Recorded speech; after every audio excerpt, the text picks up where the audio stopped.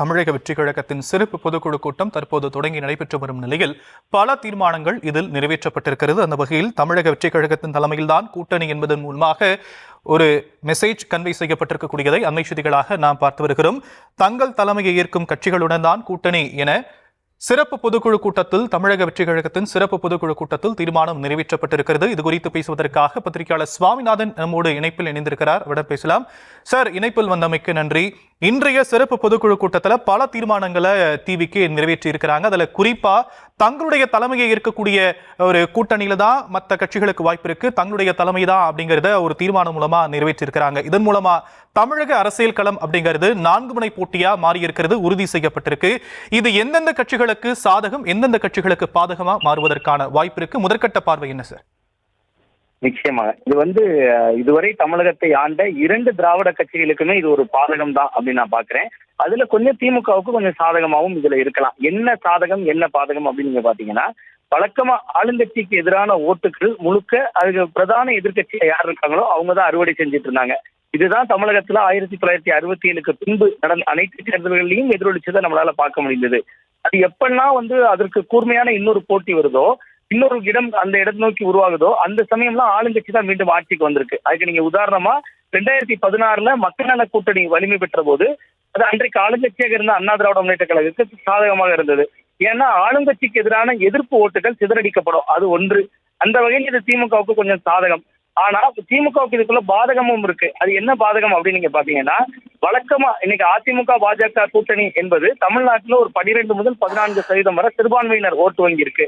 அதை முழுக்க அறுவடை செய்து கொண்டிருந்தாங்க திமுக கூட்டணி தான். அதை நீங்க கடந்த கால தேர்தல்கள் அணுகுனீங்கன்னா 2019, 21, 24 3 தேர்தல்கள்ல அது அவர்களுக்கு வெற்றியை தந்தது.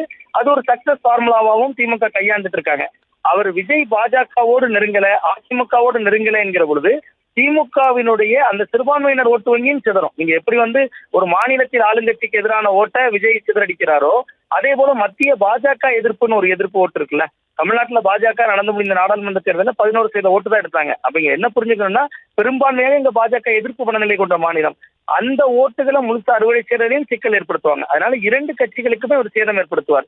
இன்னொன்னு மிக முக்கியமா பாத்தீங்கன்னா, இளைஞர்கள் ஓட்டு, இந்த புதிய தலைமுறை வாக்காளர்கள், அந்த புதிதாக இப்பொழுதுதான் ஓட்டு போட போறவங்க, அந்த தலைமுறையினருடைய ஓட்ட பெரும்பகுதியா இவர் ஈர்த்து விடுவார், விஜய் ஈர்த்து விடுவார். அது நாம் தமிழர் கட்சி போன்ற இப்பொழுது புதிதாக வளர்ந்து வரக்கூடிய தமிழக பாஜக போன்ற இயக்கங்களுக்கு அதுவும் கொஞ்சம் பின்னடைவை ஏற்படுத்தும்.